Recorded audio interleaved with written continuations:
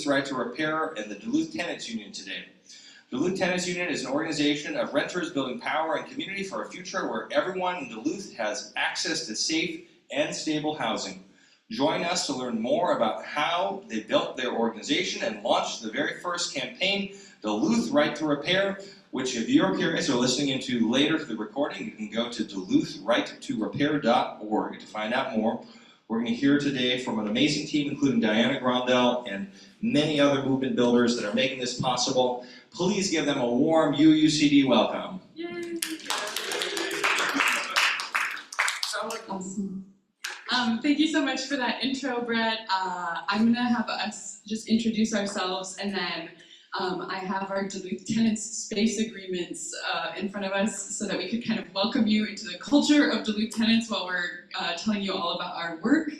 My name is Diana Grondell. I use she, they pronouns, and I am a senior organizer with Take Action Minnesota and the lead organizer of Duluth Tenants. I like to call Duluth Tenants my baby, my child, my everything. I got Duluth Tenants started about 2 years ago, and along the way just found many really incredible people who are all also like founders, parents of this project and of this team, and it's excellent, and I'm excited to get to meet some of them today. So, Maddie, you want to introduce yourself? Well, hi everyone. My name's Maddie. I use she, they pronouns, and I've been renting in Duluth for 6 years. Hi, welcome. Thank you for coming, everyone. My name is Donna, and I use she, they pronouns, and I am a proud member of the Duluth Tenants. Thank you. Hi, I'm Chloe. I use she, they pronouns.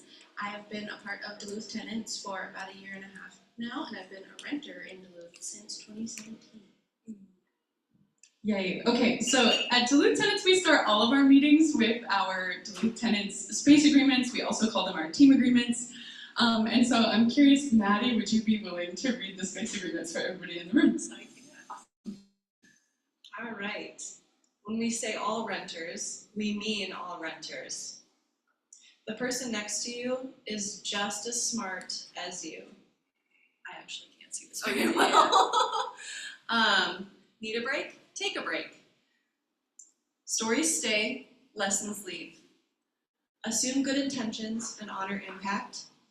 Ask the question. Progress, not perfection. We're here to get it right, not to be right. Do you want to say? You can say the next way. Okay, I will do that. We're stronger together. We move as a team and be for freaking real. And we also want you to speak to be heard. Okay, all in favor of, honoring our space agreements and our time together today? We'll take a thumbs up. Yes, awesome. We just like to do this to make sure that everybody has access to the space and show up as their full and silly selves. Awesome, thank you for advancing the slide. Excellent, well y'all, thank you so much for being here. Basically what we're gonna do for the next 30 minutes or so is really just tell the story of Duluth Tenants and Duluth Right to Repair, and then share our own stories. My name is Diana Grondell, like I said, and I grew up in Roseau, Minnesota, way up northwest on the Canadian border, and I grew up next to an English teacher named Ann Olson, and one of the most important things that I learned throughout junior high, high school, when she would pick me up on the way home from school, was she always said, write about what you know, and an important thing to me about Duluth Tenants is I get to organize about what I know.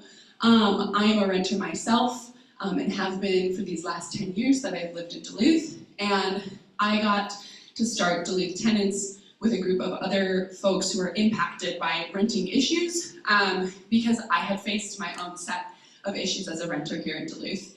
I moved here in 2015 to go to the College of St. Scholastica, and had my first experiences as a college renter when I was a senior in college.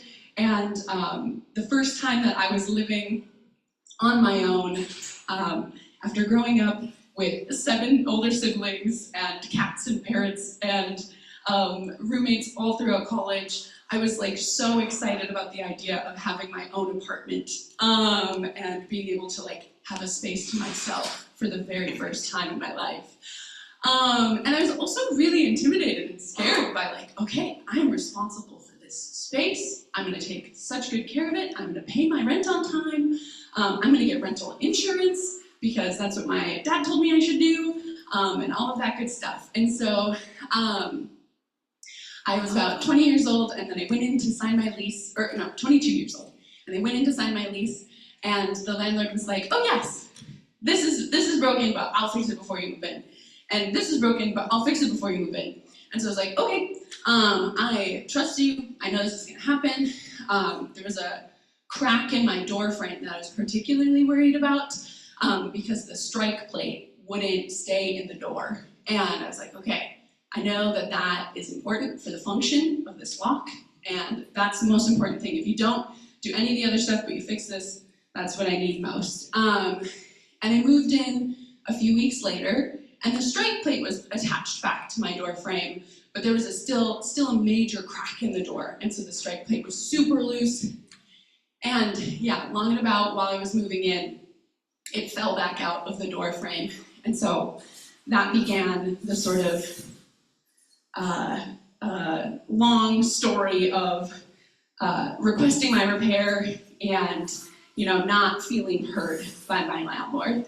And one time I went as far as calling him and I said, hey, can you really send somebody to take a look at this? I think you could fix it. I really feel a little unsafe with the state of this door, because if you wiggle the handle just right, you can break into my apartment really easily. And I am a single woman living on my own in this building, and I would feel much more safe if I could have this fixed. And then he sent his 16-year-old son up with a screwdriver, and that was who was going to repair my door, and he put the strike plate back in the door frame, and by the time he was back downstairs, it had fallen out again. And so I felt at a loss, and I felt really frustrated. And so years later, when one of my teammates had met some tenant organizers, and I was kind of looking for my next project, like what I wanted to do next as an organizer, she was really inspired by the work tenant organizers were doing in cities like Kansas City, Missouri, and Louisville, Kentucky. And she said, I think you should try your hand at tenant organizing. It sounds like something Duluth really needs, and it sounds like something you really need.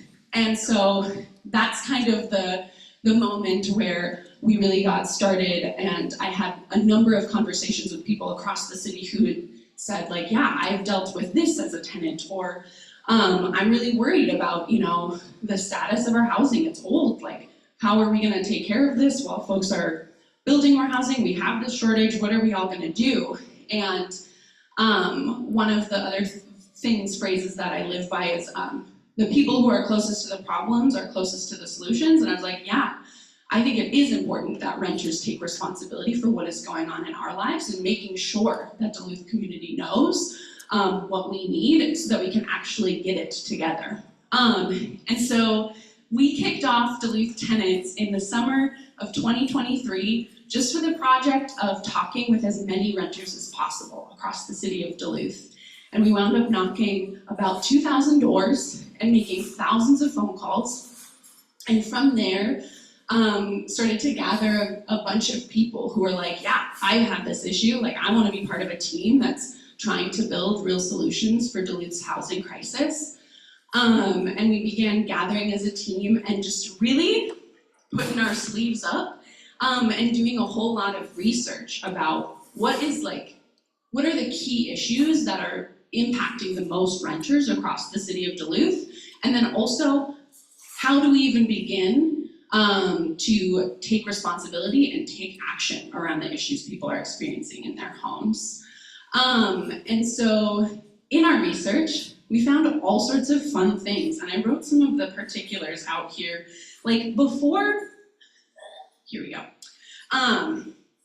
Previous to Duluth Tenants taking action, a renter hadn't been quoted in a Duluth newspaper in a housing story in almost 10 years. So nobody had heard from renters in a long time, and we were like, oh, that's something we can certainly fix and take part in. If Duluth is having rental issues, but nobody's hearing about it. Of course we're not getting what we need. And so what's really cool about what we have done is, we went from no renter being quoted in the newspaper for almost 10 years to now, over the past year, a renter has probably been quoted in the newspaper at least every other week or so. And we're really proud of that because it's important for us all to be hearing each other's stories. Another thing that we learned a ton about in our sort of research phase was that Duluth has a real shortage of housing inspectors, and the impact is so felt both on the inspectors themselves and on our renters. And even going back as far as 2017, about 17% of Duluth's rental housing was unlicensed, and they were stuck. That's before the backlog of the pandemic. And so we really saw like, oh, this is something that we need to focus on, like ensuring that renters can get what they need while this department is trying to catch up. And a way that we really, I'm gonna transition from the start of Duluth Tenants to how we got into Right to Repair. What we found in a lot of our research was that like statewide organizations like Homeline, who provide services, they were getting a ton of calls about people's repairs. And so then and many of us in our tenant meetings, we were constantly talking about our repairs. And so we were like, okay, let's try. We'll publish a survey and talk about repairs. And got almost 172 people responding back to us, and pretty much every single person who filled out our survey had some form of story about a repair that went undone, that like still sticks with them to this day, or a repair that was going undone. We had 2 people who filled out our survey, who hadn't had a working oven for months. And it just became so clear that what we needed was our repairs, something to help us get our repairs, and what our community, what our neighbors needed was something to help us get our repairs. And so that was kind of the birth of Right to Repair. And then we shifted gears and did even more research on what people have done across the United States to help maintain their aging housing stock and to help get their renters their repairs. And if you've heard us on the news or seen us on TV at all, you've probably heard us say, there's 30 states and cities across the United States that have the right to repair. And so we've modeled our policy we've created our policy from a whole plethora of policies that have worked across the country, in some places for decades. And so then began the fight to get Right to Repair on the ballot. And so we had this incredible process of, as a group of people, as a team of tenants, drafting a policy and working with legal experts to make sure that every T was dotted and every I was crossed, and getting 50 plus people on board for one thing in a tenant meeting is a lot of work, and we did it over the course of months and months and months, and Right to Repair was born. And it became time to decide, and then we channeled all of the work that we put into drafting this incredible policy into like, okay, now how are we going to get it passed? And it's been a long time since Duluth has seen a ballot initiative. Does anybody know the last time prior to Right to Repair that Duluth has seen a ballot initiative? Any guesses? 2017. So almost 10 years. The last time anybody ran a ballot initiative, it was on ranked choice voting. Or maybe it was 2014. Don Ness was the mayor, I know that. So maybe it was 2014 actually. And so we had a lot to learn in order to figure out what it takes to actually get an issue on the ballot and collect signatures. What was the coolest moment of this spring was taking a moment as a team to say like, okay, this is what we need to collect just over 3,000 signatures from Duluthians in order to get our issue on the ballot. That's gonna require this many hours of this many people talking to people in front of their grocery stores to ask them to sign on to get this thing on the ballot. And these are all the members of our team, and these are the hours that I think we could get them to do. And so if we give ourselves 60 days to collect signatures, I think we could do it.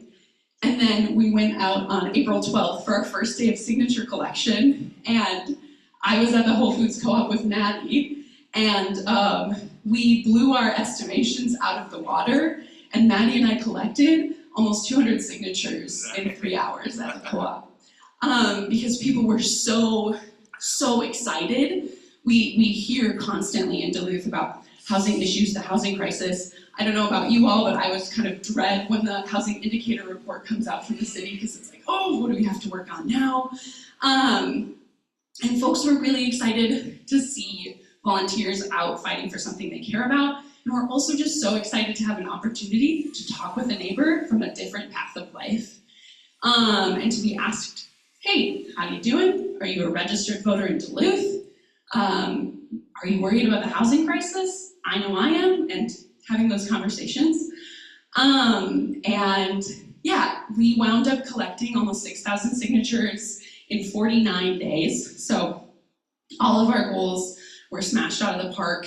All of our signatures were collected in volunteer time, which what I mean by that is like 54 volunteers, 40 of whom who had never door-to-door canvassed before, or made phone calls for a campaign before. 40 people who were brand new to any kind of community organizing were out there in front of their grocery stores, just saying, or doing their best and volunteering and collecting those signatures, and were wildly successful. And it was just incredible leadership development on our team. And in a time and a federal landscape that can feel so daunting and challenging, people were really inspired to see folks taking action locally for something they care about.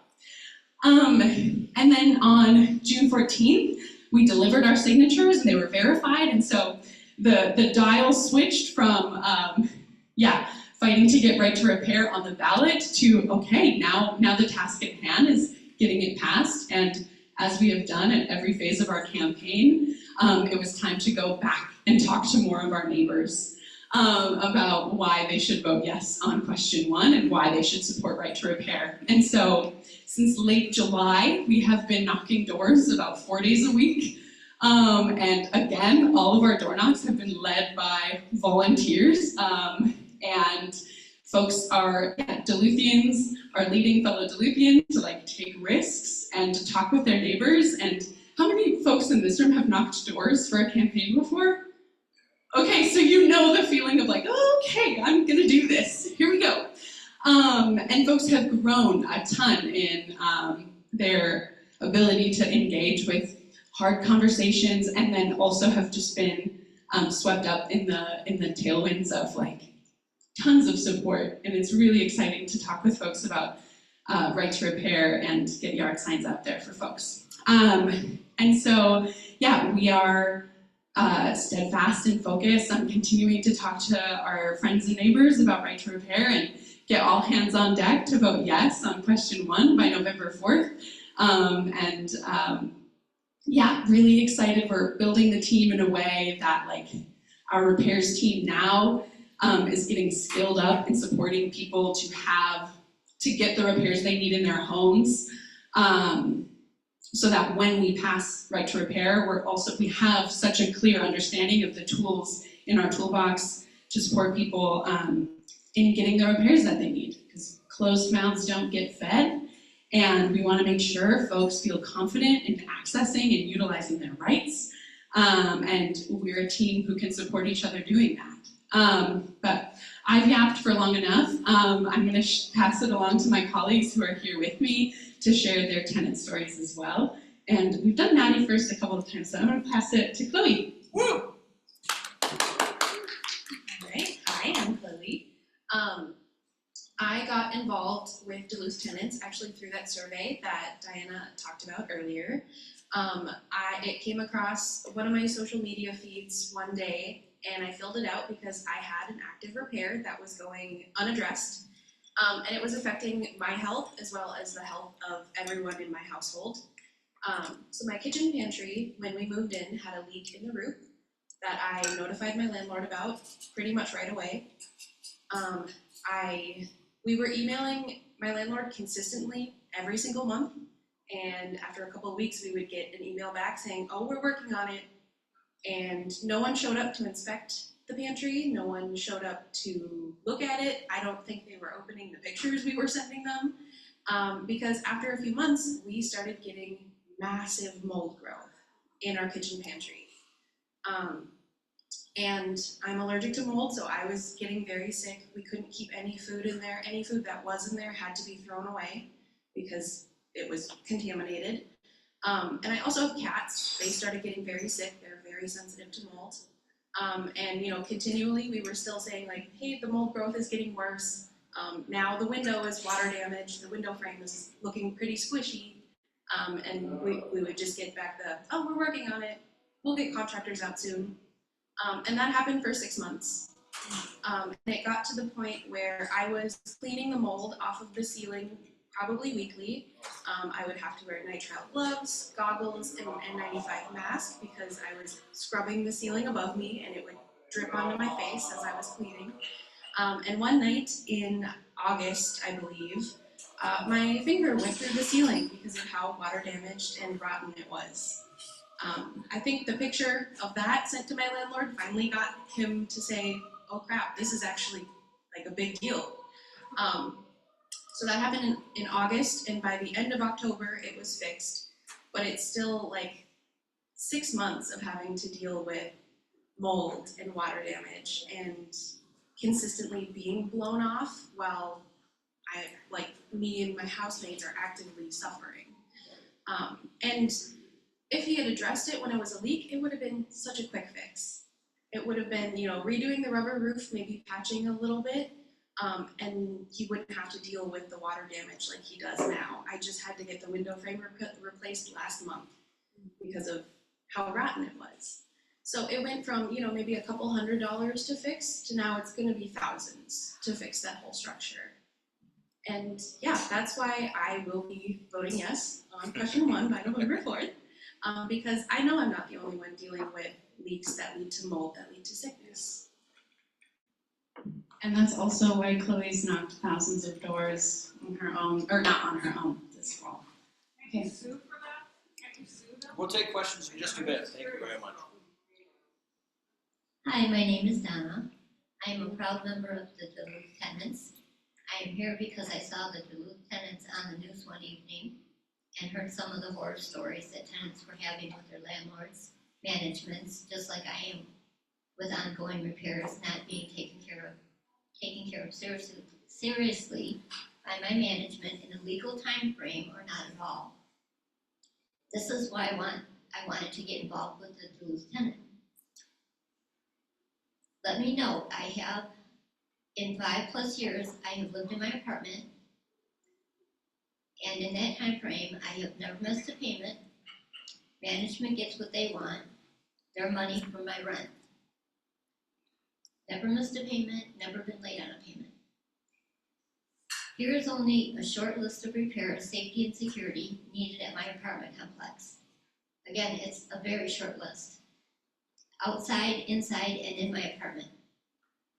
My entry sliding doors to enter the apartment complex does not work properly. I was told numerous times by management that there is nothing wrong with the doors. I was told by maintenance that any electrical has hiccups. Anyone can get into my apartment building by just pushing the doors off their tracks. This needs to be repaired and is unsafe and unsecure for years.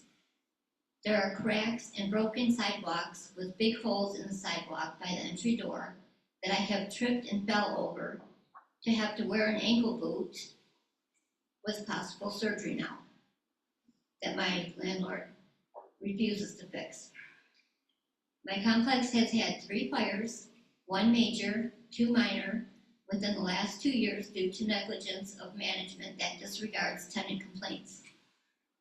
In fact, the fire department knows my building quite well, and I was told by the fire chief, Donna, it isn't a matter of if there will be another fire, it's a matter of when. This is due to illegal issues being reported to management numerous times over years with nothing being done.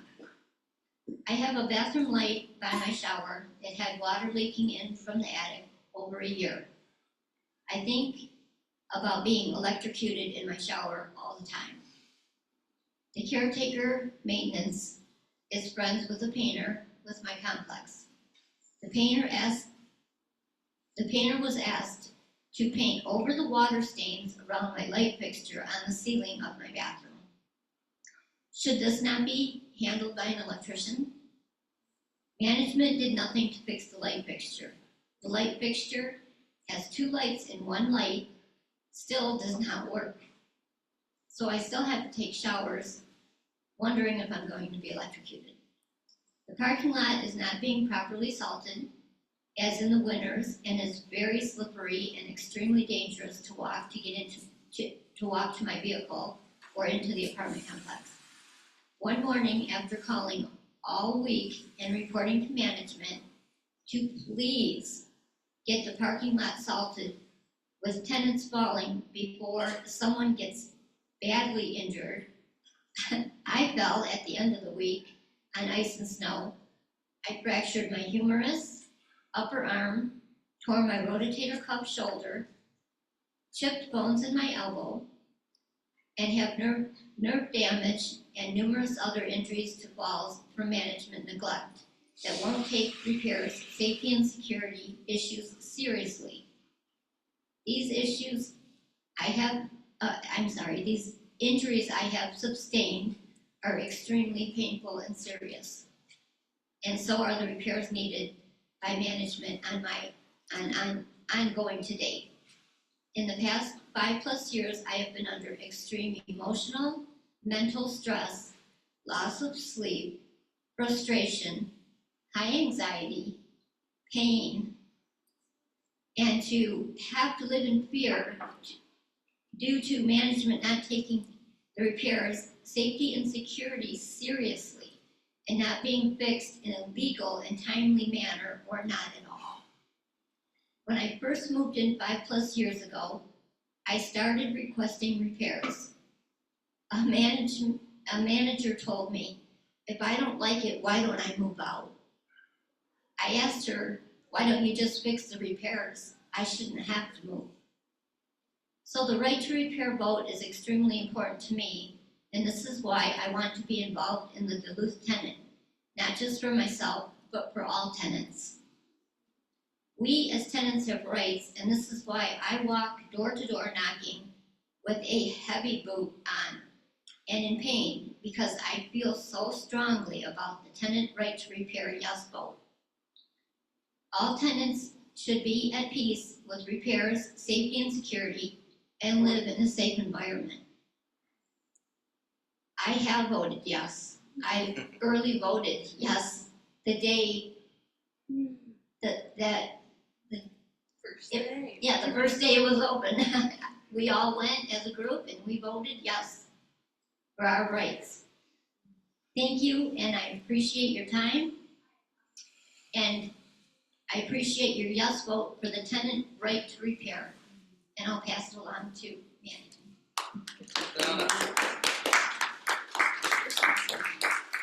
Yeah, I just need to take a breath because I'm like very angry just listening to that. I've heard your story before, and every time I'm like, oh God, I just want to cry. But yeah, these stories are nothing new. For me, I got involved with Duluth Tenants because I had a horrible experience renting in 2021.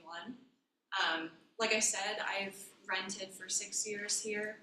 I've moved quite a bit, but this house in 2021 was the first time that I was going to be living with, I was going to be living with my friends, and I really hear it better now. Okay, there we go. Sorry about that.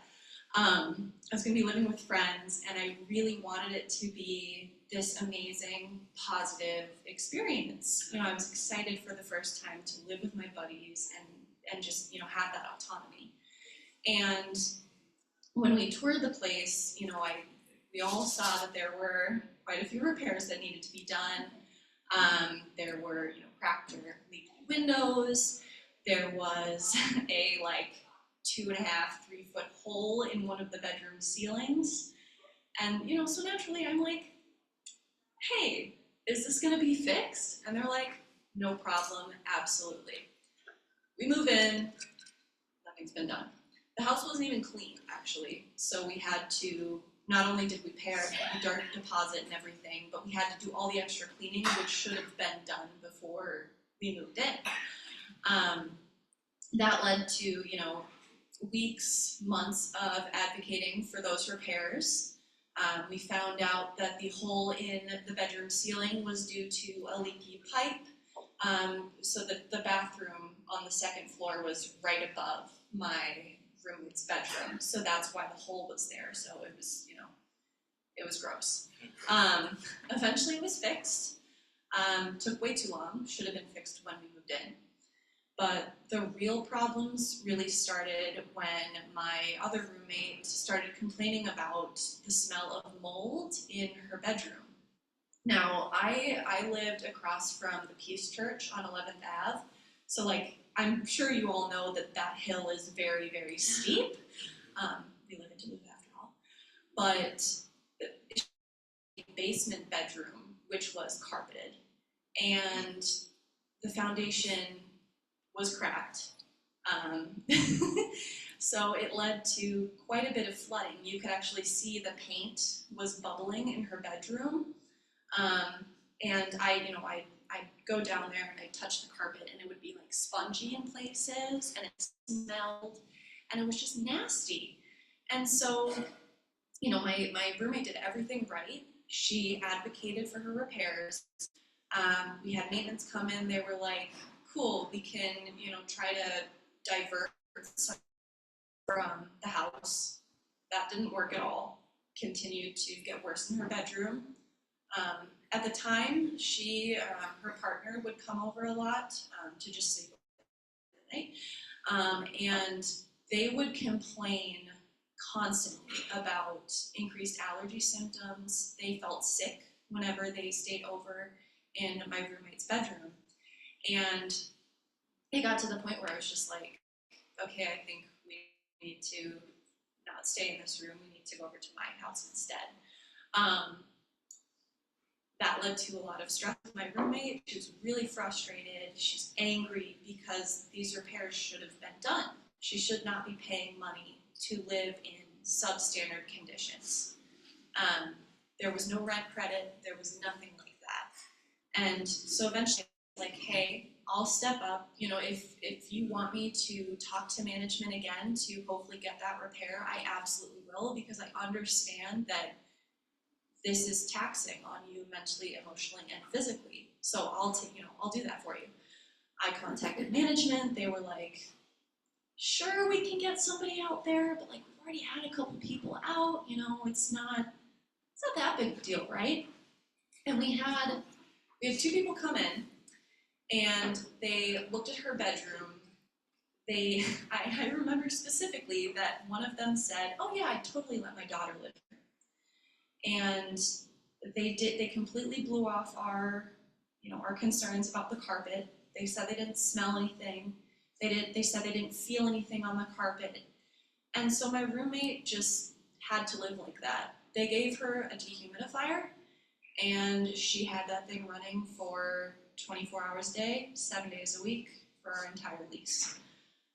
Our utility bill was really expensive because of that. And it didn't solve any of the problems. And that left me, and of course her, with a lot of anger, you know, and I know, like we just told you, our stories are nothing unique. And right to repair, I mean, if I had that option to just go get the repair fixed, my roommate wouldn't have had this awful experience. Like she, you know, again, like I said, we really wanted this house to be a fun, wonderful experience for our friend group. And it ended up being so stressful because when your home doesn't feel like that, you just end up living with this constant stress. It impacts your relationships, it impacts your mental health, and it impacts your wallet, that's for sure. And so when I found out about Duluth Tenants, I was like, man, you know, we could make a change. We could really do something to impact this community. I think we all deserve better, especially as we pay more and more every year. And I think Right to Repair is a very good first step in that direction, and we really, really need it here. So, yeah, thank you. Thanks, Maddie, thanks, Donna, thanks, Chloe. And just before we turn it over to questions, what is Right to Repair? Right to Repair is a simple, common sense policy that supports renters in getting their repairs done in a more timely manner. It requires a couple quick steps. First, we request our repairs to our landlord, indicating that we have the right to repair. And so if we don't hear back from them within 2 weeks, with that repair being completed or remedied or scheduled, we can go ahead and complete the repair, remedy the repair in a workmanlike manner, or hire a contractor and deduct the cost from our rent.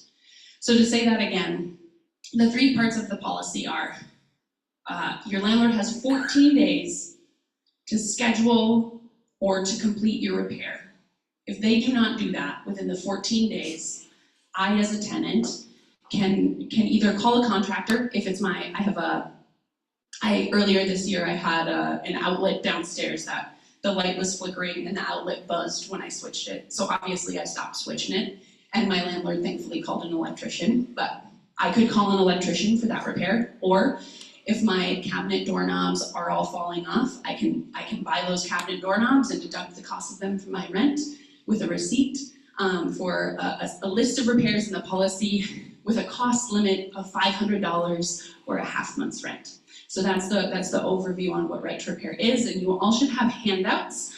Oh, thanks, Brett. That's your cue.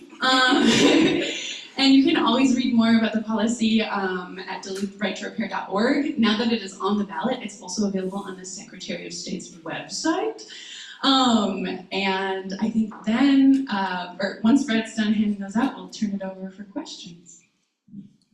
Yeah, I'm actually just going to pass those around because we actually have more people online here than we've had in the whole last couple of months. So if it's all right, let's go to in-person questions in a bit. I see your hands, but I've got 4 questions here. I'm going to just take 2 of them and a comment first from our online attendees. The comment first is, Donna, I'm so sorry you had to live through that.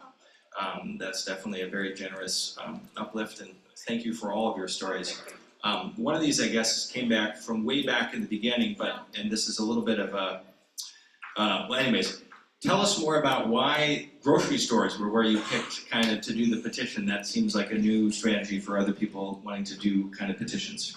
Grocery stores are my comfort place. My dad runs a grocery store, and I grew up with him being like, well, actually, yeah, a fun fact, and then these folks can tell you more about grocery stores too, but growing up in Roseau, I didn't really have like a language for community organizing, even though it is a place where anytime somebody is sick or in ill health, there's always a spaghetti feed to take care of that person and that family. And whenever there's something going awry, there's a group of folks who are like taking care of business and making sure people get what they need. So that sort of like rural kind of culture of community organizing and taking care of each other is really important. And I grew up having my dad be the person running the grocery store. He was often a person who folks went to, whether or not he necessarily signed up for it, to ask questions. Like during the pandemic, they're like, what's going on with masks? Why do I need to wear a mask to the grocery store? And so it's like, a place where everybody has to go to the grocery store, and it's a place where people go to their neighborhood grocery stores often. And so it just was one of the places immediately where I was like, oh, where we will find the most people to talk with in the least amount of time is if we run into them at the grocery store. I love it. Yes. And then the next thing is somebody just saying that they thought they heard a website. Can you tell me more about share about the website or the URL? Yes, the website is Duluth Right to repair.org, and that is just our campaign website. And so there'll be renter stories and a breakdown of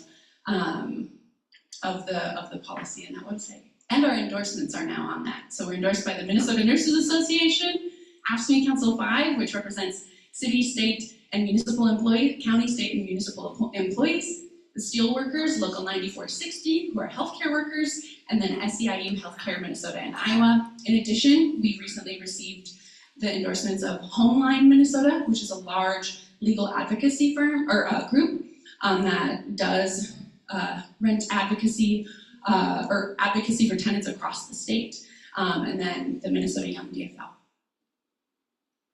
a couple other person here. Let's start there. Hi, how are you? Hi, so good. Nice to meet you. Thank you for sharing all your stories. Just a little bit of background on me. I was in property management for over a decade before I became a teacher. So my background is pretty well versed on this. I just have a couple of questions. Yeah. One, you said that if the initiative only allows for up to $500 $500 or a half month's rent. or a half month's rent? Correct. So if your rent is higher, it can be higher? Exactly. So like my roommate and I pay $1,400 a month. We could do $700 total. Okay, that leads to my next question. All the stories that you shared are well over minor damages, yes, and well over the 500 mark. I'm just wondering, is there any thought on how to proceed with those types of issues that are major repairs that are not being done? Yeah, really good question, and something that we've thought a long time about and long and hard about. And the reason that we chose right to repair first and foremost is because we wanted to make sure that for the future, we can get small fixes before they become big ones. Like a broken lock today becomes a safety issue tomorrow. We want to be able to address things earlier and more often. And yeah, we will have to go back to the drawing board when it comes to those bigger things, but there's systems at play. Like some of these issues are things that we would need to take further on to, like somebody asked Chloe, like, can't you sue for that? And some things will need to be, on a case-by-case basis brought through escrow court and things like that. But our goal with right to repair is fixing small fixes before they become big ones. And then my next question is this is not a blame placing question. I'm wondering, especially the ones that moved into places when they viewed and the repairs, there was obvious repairs. Were move-in checklists done where you're marking with the landlord? Were those completed and done? That was just a general question. Yeah, I did.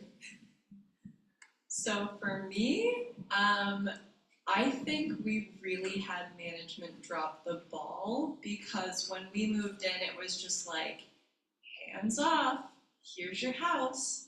So none of those typical things happened. And so we were kind of just like thrown into it like, okay, now we have this house that has a ton of things that needed to be repaired. I think we're just going to submit maintenance requests because that's what I know what to do, and that was really our option at the time. So I wish we had, those things at the time, but we didn't, because management just dropped the ball. Thought process about advocating that is required? What was that? Is there any thought process about advocating that practice are required by management? Do you want to answer that? Yeah, I can answer So the that. question for those online was just, is the thought process on having that be part of what you can allocate for too?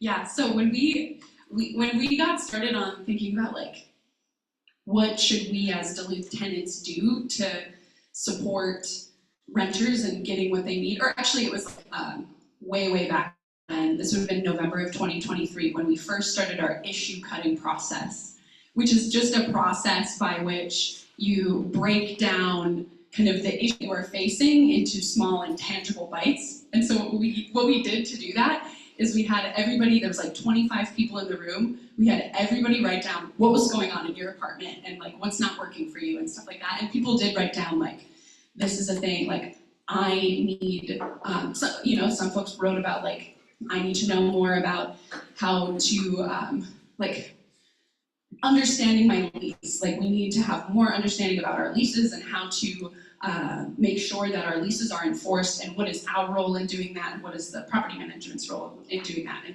folks wrote things about like, this is what's going on with my utility bills, and this is what's going, and so folks wrote a plethora of things about the experience that they're having. And this is something that came up in the issue cutting process, that like folks were like, I need to make sure, or we need to make sure that we're getting our rental inspections done, and that like, what does it look like for tenants to have successful experiences and transparency with move in and move out, and how can we take responsible to make sure all of us are getting that.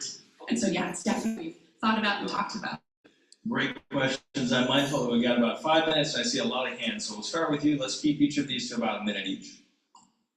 I was one who was stopped outside of Super One and the Mount Royal Market, and I had already gotten my Hey, you two. How are you? and read that. It seemed so Well, do you natural. ever get rotary roses? Do you even know about roses? What you're advocating makes such good sense.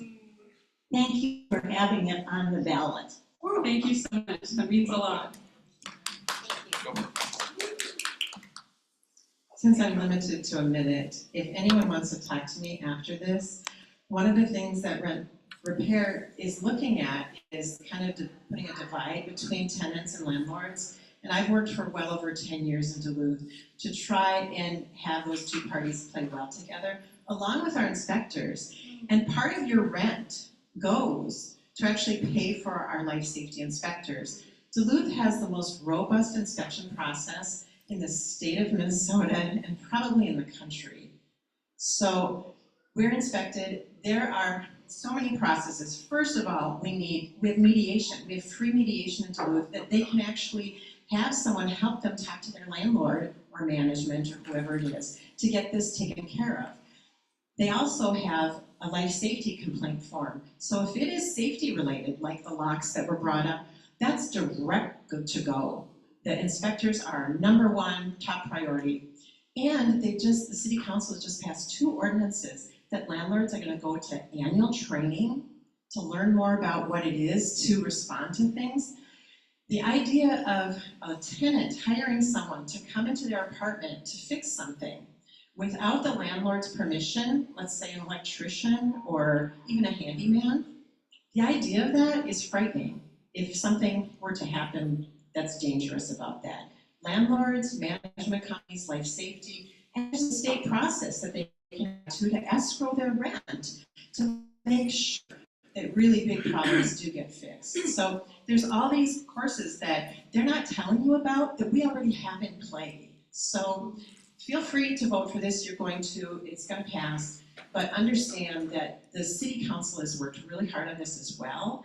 And this is going sort of outside of the city council area, except for the 2 councilors. So think about it, talk to me if you want to. I believe in tenants. Tenants need landlords. Landlords need tenants. But let's not turn us into the big bad wolf and tenants the victim.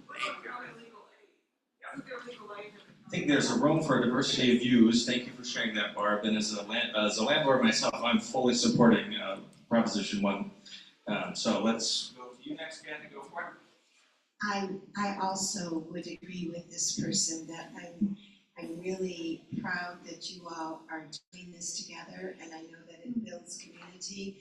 I would also agree with Barb that the more partnership that goes on. So let's say that this does pass.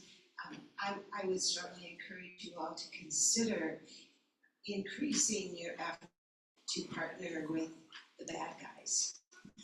What's really beautiful about what we've done this far in our campaign is, when we were signing Right for Repair, what we were most excited about was the policy really acknowledges and dignifies our shared responsibility to take care of our homes together, and really emphasizes that we tenants have stake, just as we know landlords have stake in maintaining their housing and maintaining their investment. And so we really wanted to use this policy to say, okay, we're here at the table. We want to make sure that no more properties are lost to neglect here in our city. And just last week, we've been developing a really strong relationship with the life safety department. John Otis was just at our meeting on Tuesday, just helping encourage us. Here's how you can file your life safety complaint and be successful in having a good inspection, and here's what you need to know about what we can cover, what we don't cover. And then he even stuck around to talk with folks on a case-by-case basis, okay, here, because here's a situation where we couldn't do this, but here's what we could do. And so while we've been organizing for this campaign, we have also really been organizing ourselves to be the best at getting our repairs together. So we've built relationship with folks at Justice North, which used to be Legal Aid, and with the Life Safety Department, and I talk with Terry Carlson at the Landlord Tenant Connection, who's the person who provides that mediation. I talk with her regularly and pick her brain on things. And so I feel really proud of the way we've planted seeds for partnership and building a future for safe and stable housing for all of us. So yeah, call to action heard. Thank you for bringing that. Congratulations, and thank you for all of your work. Thank you. Tosi actually said that they would just follow up with you one-on-one. So I think we just got one last one here, and we're at time for online question, and that is, where and what can you share a bit more about the other cities that you've done research around that have similar initiatives? What's really exciting, because people have been asking about this, and what's really exciting is Homeline is actually going to be publishing their 50-state study on right to repair. So we will have a really rock-solid link to all of our research available on the Homeline website in the next couple of weeks. But folks that we look towards often are over in, like, Chicago has had right to repair since 1986, but then Missouri and North Dakota have really awesome policies as well. And like, I wish I had in front of me, there's 21 states that have really strong policies, like Massachusetts. And so those are some of the places that we've looked at. I love it. Thank you, Diana. All right, so we are at time, and everyone is welcome to engage with some follow-up here before our service begins at about 10. Is there anything that the four of you would like to say, though, in closing us out today? Let's just say, vote yes on question 1 by November 4th. Thank you so much. That sounds great. Big round of applause. Thank you all so much for being here. And next week we'll have our